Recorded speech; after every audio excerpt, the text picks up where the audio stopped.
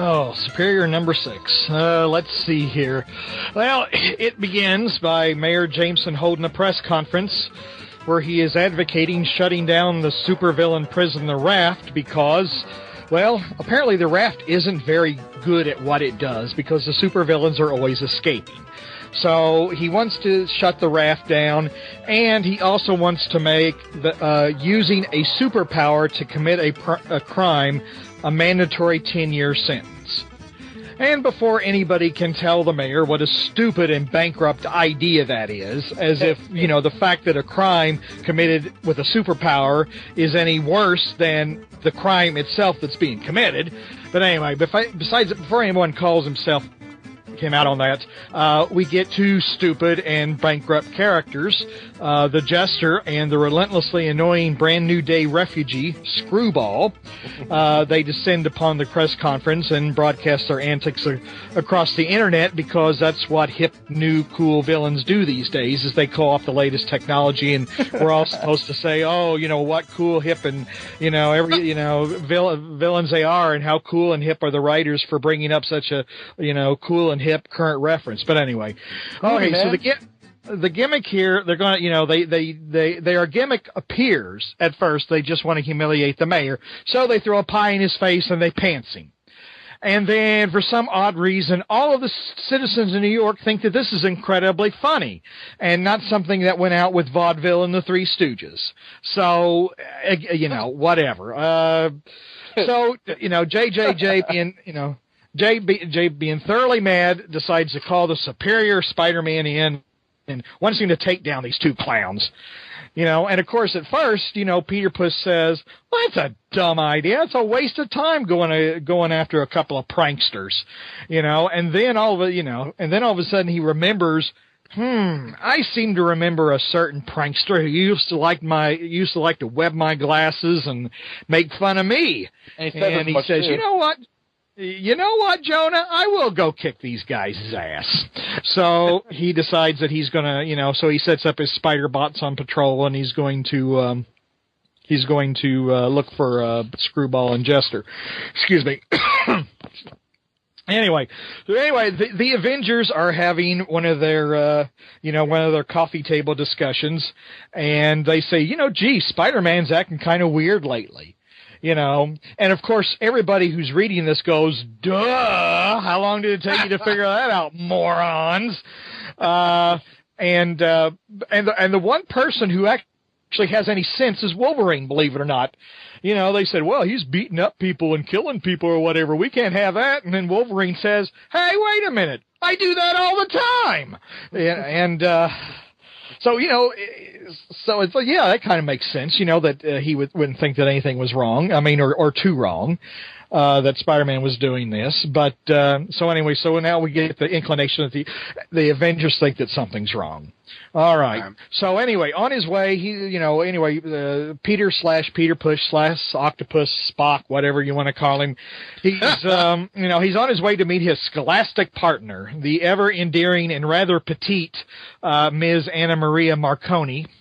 And, so on the way to meet her, he happens to, see that she's being kind of harassed by a couple of Neanderthals in what apparently is their usual routine of making fun of her because of her demure size.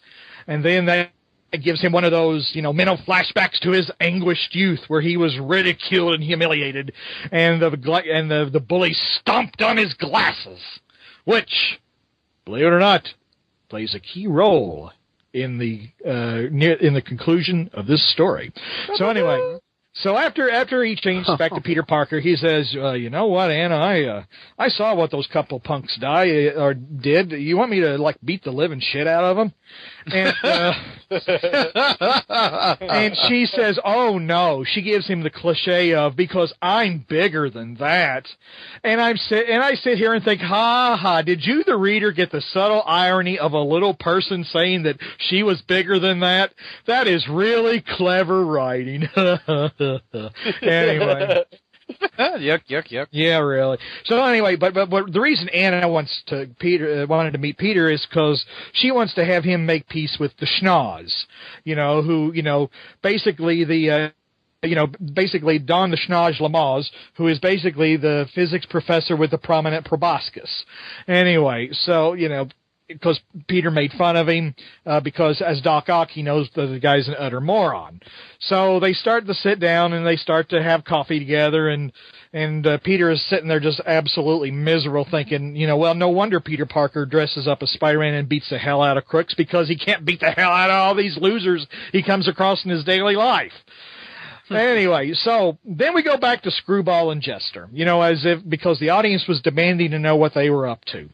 So we find out that their crashing the mayor's press conference wasn't just for a joke or a laugh or to promote a new comedy act. No, they were initiating some scheme where everybody who clicked on the link to watch their video would be sent like a worm or something, or would have their credit card accounts hacked into, and of course these guys being crooks, would steal all their money. So, so they're just not pranksters, they're crooks, and so they deserve what they get coming to them. Anyway, so Dr. Octopus's spider bot goes off, during the coffee table meeting here, and he rudely departs. But as he's about to as he changes to Spider-Man, he sees the punks who were harassing his little woman, and he says, I can't leave quite yet. I got something to do here. So anyway, then when Ms. Marconi goes out to her car and, she sees all this crowd of people, she's going, what the heck is going on? And she happens to see that one of the punks' car is completely trashed and the two jerks are crammed and locked into the trunk, Right. And rather than taking the sheer delight in it that she should, she begins to wonder, who could do such a thing? Well, you know what? Lady, you're the reason why these punks exist, because you put up with them. But anyway, okay, so Spider-Man finds Screwball and Jester, but he's not. But what actually is kind of clever, he's ready to fight them in a conventional supervillain SmackDown way, and they completely throw him off his game by, first of all, Screwball playing the helpless girl. Oh, you hit me in the boob, you bad man, Which is, the thing is, though, for a guy who was staring at Mary Jane's boobs, a few issues ago, and he's apologizing for hitting this chick's boobs. Okay, anyway, didn't quite make a difference. He wasn't looking to motorboat them, okay? I thought that's what? Wait, what was that word that you used? Motorboat. Sorry. Is that like a young person thing? Well, what you do, JR, is that you take the. No. I have an idea what you do. I just didn't think of such an obscure way of referring to it. I usually would just never pinch him. But motorboat. Back in my just pinched them. We didn't even have to get on the boat. Back in my day, So I thought the punching in the boob scene was pretty funny, and then the punching in the crotch, kicking in the crotch was pretty funny too. Yeah, because that's what I was saying, because he's ready to fight him in a conventional superhero way, and they come at him and they totally throw him off his game, which is pretty clever because he's not expecting this. But he's forced to rip his eyepieces off. In order to see because of the paint balloon, and the Jester stomps on his glasses. Cue the ominous music. Ooh. And then we get to the part where I'm trying to think of why Brad asked me to read this one. And I think the reason is he wants me to approach these next two pages in a calm, dispassionate way and merely say, Spider-Man is rude to them. The end. Right, Brad? Yeah, sure. Okay. Anyway, what Spider-Man does is he goes, "You find it funny to humiliate people? Is that?" And then, he grabs the Jester and slams him in the Screwball, and he says, "Let me show you what I find amusing. How's this for broad physical comedy, asshole?" He does say that. Not so funny. What is it? Your expense, is it? Bam! And then he hits him. Bam! And then blood spurts out. And then bam! More blood spurts out. You're not laughing now, are you? you know, and of course Jonah's enjoying it. Yeah, that'll show him. Yeah, you know, and Mary Jane is going, oh, Peter, that's horrible, you know, and Spider-Man's going, you heard me. If this is so damn funny, laugh, you know. And then Tony the Avengers Stark aren't amused. built it in a day, yeah, in a cave. And that's why I wanted JR to review it. Very good. We got to bring him in, you know, and then Doc is just going, "Come on, clown, laugh this off." And anyway, so Ghost Peter or Ghost Spidey shows up, you know, and he says, "Oh no, what are you doing? What are you doing?" You know, and Spider-Man says, "Well, this is your last chance. What do you have to say for yourselves?" You know, and then of course Screwball says, "I guess some people can't take a joke," you know, and Ghost Spider-Man says, "What have you done?" Wah wah.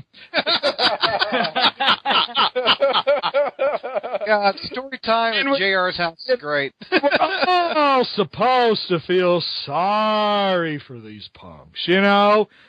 Right. I mean, you know, so what? You know, maybe there would be less crime and a few less punks if they routinely got the shit beat out of them, you know?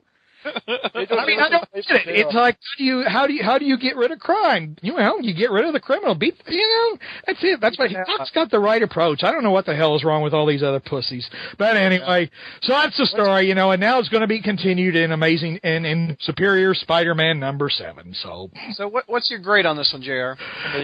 Well, let me calm down here. Take a You know, it's a setup story, so it's got kind of the usual weaknesses of a setup story where it's like, okay, get to where you really want to go. It was okay. I would give it a B-, bordering on a C+. I'm not happy that Ramos is back, you know. I mean, it looks like he's going to be here for a while. I mean, I prefer Stegman and that E. coli guy. I mean, frankly, as opposed to... What's your biggest pro for it? The ending. Well, the love taps that Spider-Man gives the Jester and and Screwball. The beat down, yeah. Yeah. I like stuff in the punks in the truck and you know, things of that. I just like Doc's generally antisocial attitude.